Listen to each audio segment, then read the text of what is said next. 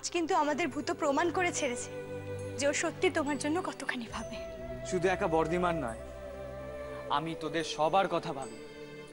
তবে হ্যাঁ, আগে বর্দিমান পালা। আদরের ভাই তলায় তলায় নিজের বিয়ে ঠিক করে এসেছে। তো বলতো কি হয়েছে? আমি অনেকক্ষণ থেকে লক্ষ্য করছি তুই কিছু একটা বলার জন্য উসখুস করছিস, কিন্তু বলে উঠতে পারছিস না। এখন এখানে সবাই আছে, সকলের সামনে পরিষ্কার করে খুলে বল কি হয়েছে। হ্যাঁ বলছি, আসলে ওই যে বলছিলাম না, জয়ন্তদা তোমাকে বিয়ে করার জন্য একটা শর্ত দিয়েছে। ওই শর্তটা হচ্ছে, দেখলি তো? দেখ দেখ দেখ দেখো দেখো বর্দিমান, সেই মেয়েই ফোন করেছে। আচ্ছা ঠিক আছে, দাঁড়া আমি দেখছি। দাঁড়া, আমি দেখছি।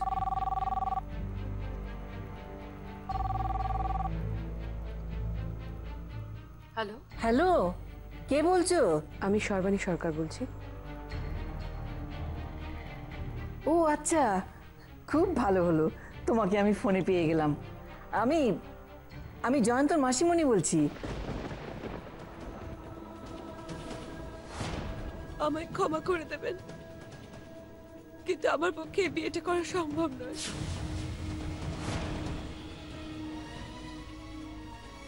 তোমাকে একটা কথা বলি মা, এবার দেখো আমাকে যেন আর নিরাশ না হতে হয়, বিয়েটা যাতে ভালোই ভালো হয়ে যায়। বুঝতেই তো পারছো আমার বয়স হয়েছে, আমি শেষ বয়সে জয়ন্ত আর মিছরিকে সুখী দেখে যেতে চাই। এবার তুমি আর আমাকে নিরাশ করো না মা। আসলে ঘর পোড়া গরু তো, বিয়ের দিন যত এগিয়ে আসছে তত আমার বুক কাঁপছে। বুঝতেই পারছো, জোড়া বিয়ে বলে কথা। দুটো বিয়ে?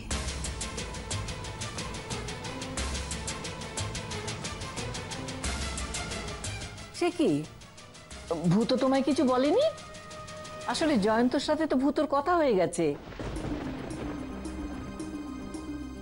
তাহলে বোধহয় লজ্জা পেয়েছে।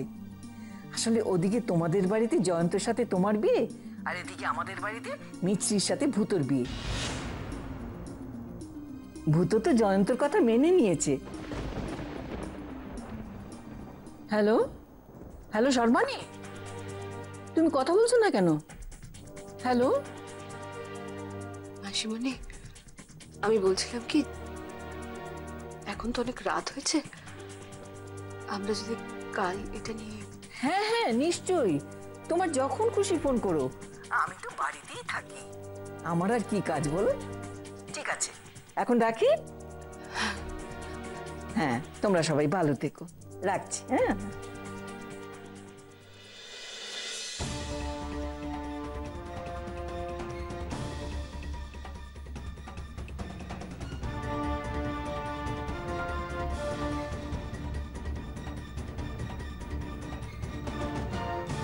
এত বড় খবরটা তুই আগে বলিসনি কেন প্রথম?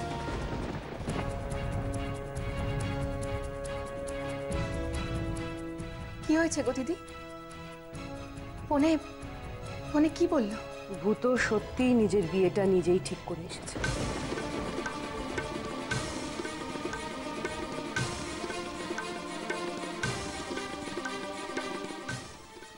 জয়ন্তর ভাগ্নি মিছরির সঙ্গে।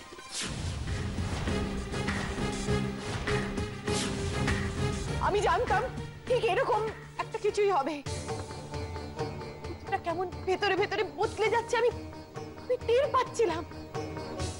ড্রয়ার থেকে মেয়েদের কানের দুল পাওয়া যাচ্ছে, যখন তখন বেরিয়ে পড়ছে। শেষ করলে বানিয়ে বানিয়ে মিথ্যে মিথ্যে বলা হচ্ছে।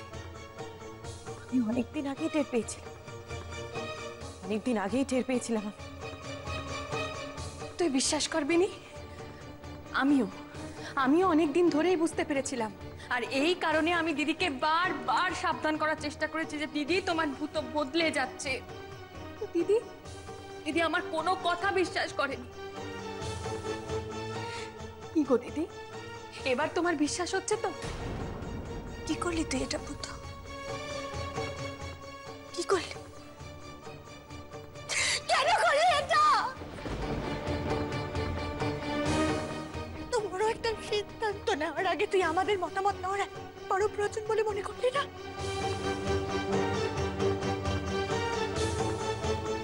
আরে আমার এই কথা বাদ দে তুই।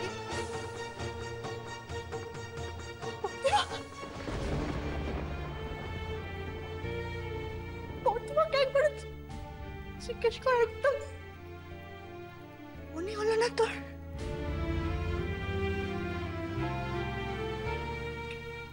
করবে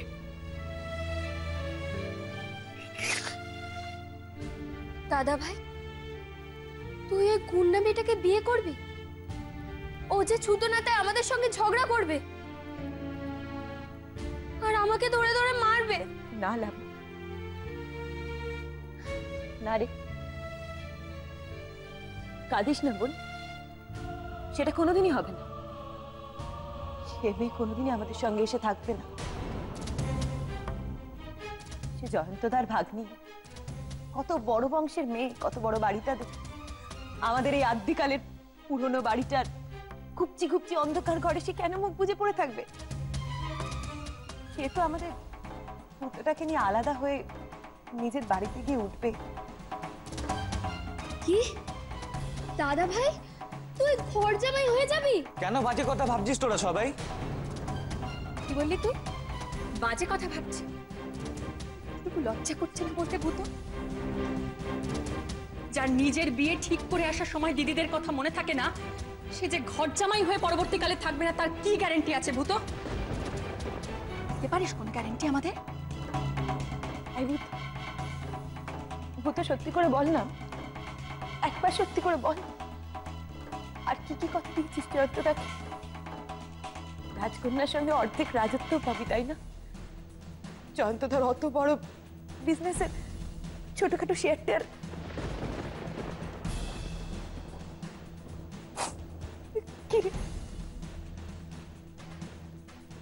ভালো, খুব ভালো হতো তুই বড় লোকের পকেটের মেয়েকে বিয়ে করে ঘর জামাই হয়ে থাকি। একদম থাক, আমাদের সাথে তোকে থাকতে হবে না।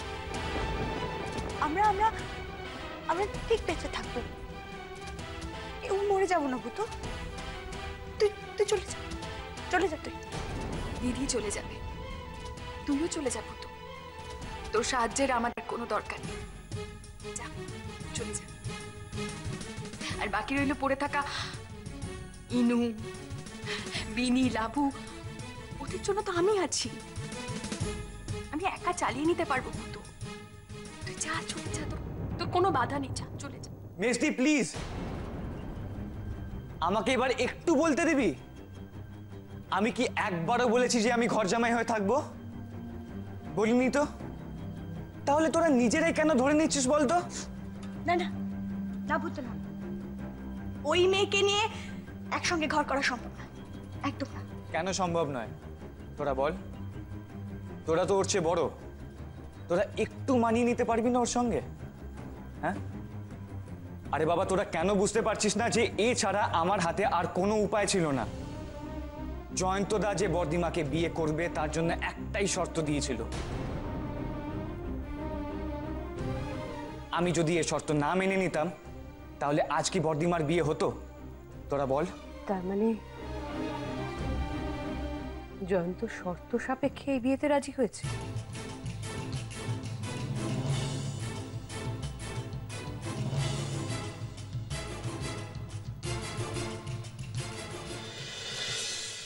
তোর হাসিটা না খুব সুন্দর, ঠিক সর্বাণী সরকারের মতন। আচ্ছা, ও কি ওর দিদির মতনই ভালো? কি জানি, ওকে দেখলে মনে হয় ওকে যেন আমি অনেক দিন ধরে চিনি, কিন্তু আমি তো ওকে আগে কখনো দেখিনি।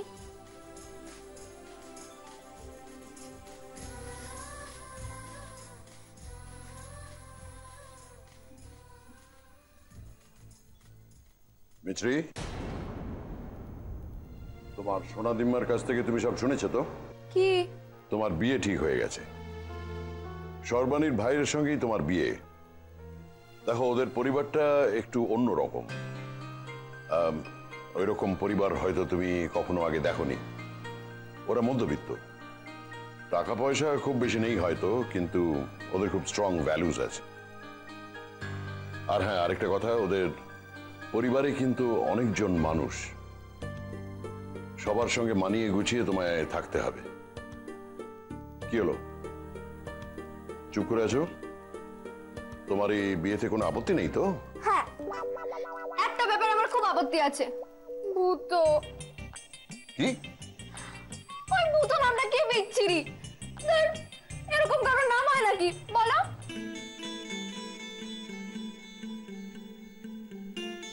মামু হাসছে কতদিন পরে। মামুকে হাসলে কি সুন্দর দেখায়, আমি তো ভুলেই গেছিলাম। কি হলো, হাঁ করে তাকিয়েছিস কেন?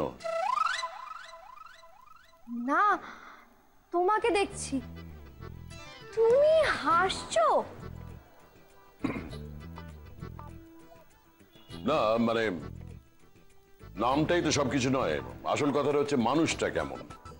আর আমার মনে হয় ভূত মানুষ হিসেবে, ছেলে হিসেবে যথেষ্ট ভালো। আর সেটাই তো সবচেয়ে বড় কথা। ভূত নামটা খারাপ কি? ভালোই তো নাম, দেখবি নাম।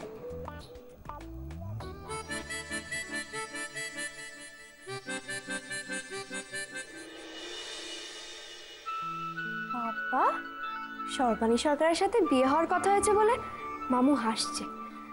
বিয়েটা হয়ে গেলে মামু ঠিক আগের মতন হয়ে যাবে।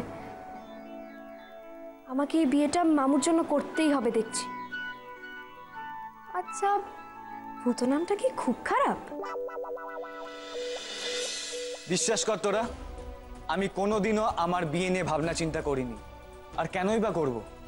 আমার কি মাথা খারাপ হয়ে গেছে? মাত্র 2 বছর হলো এই কোম্পানিতে জয়েন করেছি, এখনো ফ্যামিলির প্রতি সেরকম কোনো কর্তব্যই পালন করতে পারিনি। হ্যাঁ, ধীরে ধীরে সেসব করব ঠিকই, তবে এখন বর্দিমার বিয়েটাই হচ্ছে আমার কাছে ফার্স্ট অ্যান্ড ফরমোস্ট প্রায়োরিটি। আগে আমাকে একটা কথা বল, জয়ন্ত তোকে এই বিয়ের জন্য শর্ত দিয়েছে? ওর ভাগ্নিকে তুই যদি বিয়ে করিস তবেই সে? হ্যাঁ, আমি প্রথমে ভেবে দেখব বলে চলে আসছিলাম। তাহলে আবার ফিরে গেলি কেন? জয়ন্তদার ভাগ্নির রূপ দেখে বুঝি? দূর, তাকে আমি চোখে দেখেছি নাকি? আরে এটা কারণ নয়, আসল কারণটা হচ্ছে আমার মনে হলো আমি এই শর্তে রাজি হয়ে গেলে যদি বর্দিমার বিয়েটা হয়ে যায় তাহলে আমাদের এতদিনের স্বপ্ন পূর্ণ হয়ে যাবে।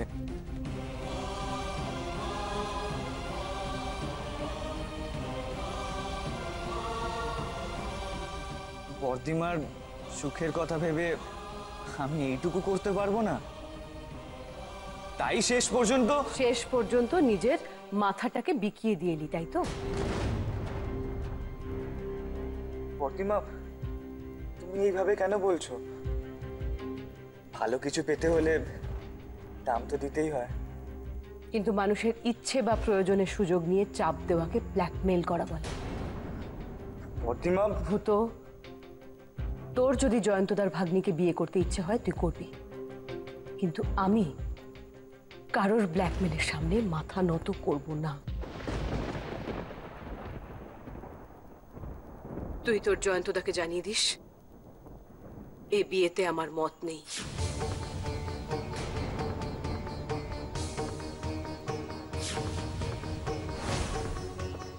আমার জন্য কাউকে কোনো স্যাক্রিফাইস করতে হবে না। বর্দিমা, বর্দিমা তুমি এ কথা বলো না বর্দিমা। আমি কিন্তু অনেক কষ্টে জয়ন্তদাকে রাজি করিয়েছি, এরপর যদি... ভূত, বুঝেও না এ বাড়িতে আমি সকলের বড়। তোমরা নিজেদের যতই লায়েক মনে করে থাকো না কেন, যতদিন আমি এ বাড়িতে রয়েছি আমার কথা তোমাদের মেনে চলতে হবে। তাই কালই তুই তোর জয়ন্তদাকে আমার সিদ্ধান্তের কথা জানিয়ে দিবি।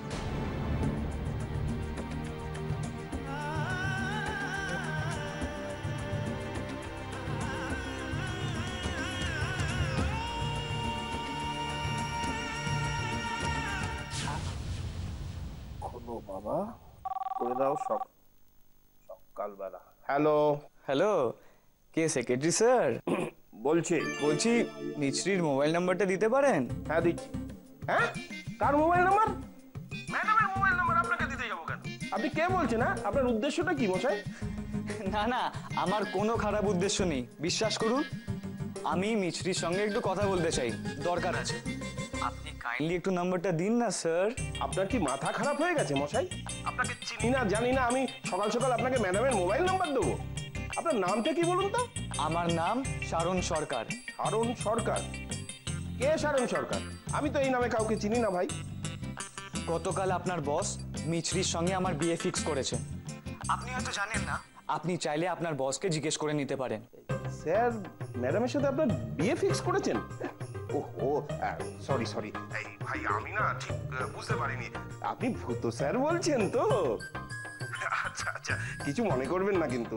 It's okay, it's okay. আপনি এবার দয়া করে নাম্বারটা দিন। হ্যাঁ দিচ্ছি দিচ্ছি। আরে দয়া করে কেন, নিন নিন, আপনি নোট করে নিন। হ্যাঁ বলুন।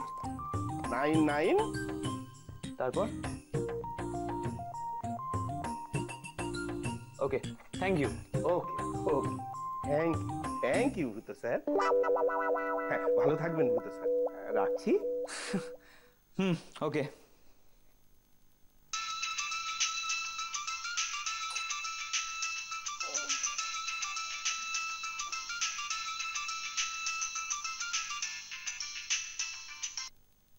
হ্যালো, কি হলো? কথা বলছেন না কেন? শুনুন শুনুন, আমি আমি শারণ বলছি। কে? শারণ সরকার। সে আবার কে? আমি আমি সর্বাণী সরকারের ভাই। আপনার মামা আপনার সঙ্গে আমার বিয়ে ঠিক করেছিল। ভূত? এই নামটা আপনাকে কে বললো? আমার নাম শারণ। ওকে। কেন? ভূত নামটা খারাপ কিসে? আমার তো বেশ ভালো লাগে এই নামটা। আচ্ছা, আমি যদি আপনাকে ভূত বলে ডাকি, আপনার কোনো প্রবলেম হবে না তো? আপনার ইচ্ছে করলে আপনি ডাকবেন। Thank you. You most welcome. আচ্ছা আচ্ছা, এখানে কিন্তু একটা চাপ হয়ে গেছে। চাপ? হ্যাঁ, মানে আমার বর্দিমা, মানে সর্বাণী সরকার। হ্যাঁ, বর্দিমা এই বিয়েতে কিছুতেই রাজি হচ্ছে না, কিছুতেই না। হোয়াট? না না না, আপনি বুঝতে পারছেন না, এই বিয়েটা কিন্তু হওয়াতেই হবে, নাহলে কিন্তু সত্যিই চাপ হয়ে যাবে। কোন বিয়েটা? মানে আমার মামুর আর আপনার বড়দিমার কথা বলছি। এই বিয়েটা কিন্তু কোনো আপত্তি করলে চলবে না। আমার মামুর অসুখের শুধুমাত্রই একটাই ওষুধ। হ্যাঁ, বর্দিমার জন্যও এই বিয়েটা খুবই ইম্পর্টেন্ট। আসলে ওদের মধ্যে একটা পুরনো মান অভিমানের ব্যাপার আছে তো। না, তাই বলে কি আমরা চুপ করে বসে থাকবো নাকি? ওদের দুজনের মুখোমুখি দেখা হওয়াটা খুব দরকার, বুঝলেন? তারপর? তারপরেরটা নিয়ে আপনার বা আমার ভাবার কোনো দরকার নেই। দেখবেন এতদিন বাদে যখন দেখা হবে, সব মান অভিমান আপনা আপনি ভেসে যাবে। বাবা, আপনি তো খুব বোঝেন। বুঝতে হয়। আচ্ছা, আমি ঘন্টা দুয়েক বাদে মামুকে নিয়ে ওই মন্দিরটায় যাচ্ছি। কোন মন্দির? আরে ওই যে রাধা গোবিন্দ মন্দিরটা আছে না, আমার মামু মাঝে মাঝেই ওখানে একা একা যায়, আপনার বড়দিমাও যায়। আচ্ছা, রাইট। হ্যাঁ হ্যাঁ, আমি মন্দিরটা চিনি। Good, very good. আপনি আপনার বড়দিমাকে নিয়ে আসতে পারবেন তো? হ্যাঁ হ্যাঁ হ্যাঁ, আমি চেষ্টা করব। কিন্তু কিন্তু? আবার কিন্তু কিসের? না, মানে আপনি, মানে আমি আবার কি? আপনি আসবেন তো?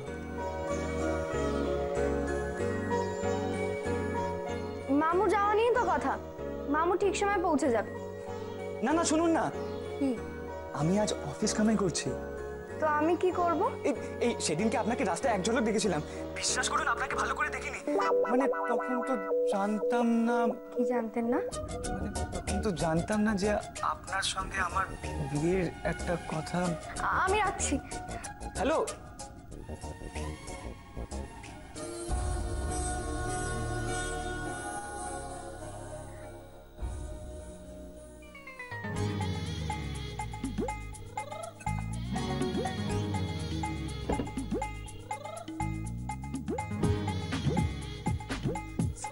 না, এটা তো আগের দিনই পড়েছিলাম।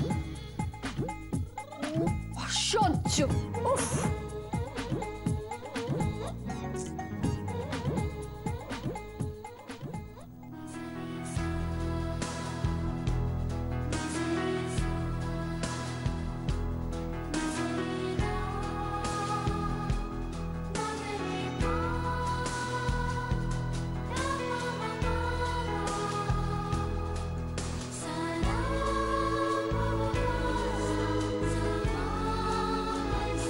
ভূতটা না বড্ড ভূত। কাল যখন আমি পড়ে যাচ্ছিলাম দিকে হাঁ করে তাকিয়েছি, আমি স্পষ্ট দেখেছি, কিন্তু এখন বলছে ওনাকে আমাকে দেখেইনি। বরঞ্চ আমি ওকে দেখি। আসলে ওরা আমাকে দেখতে ইচ্ছা করছে, সেটা বলতেই পারে।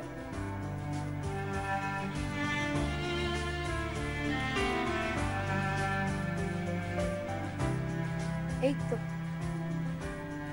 আমি বলছি, আমার ভূতকে দেখতে খুব ইচ্ছা করছে।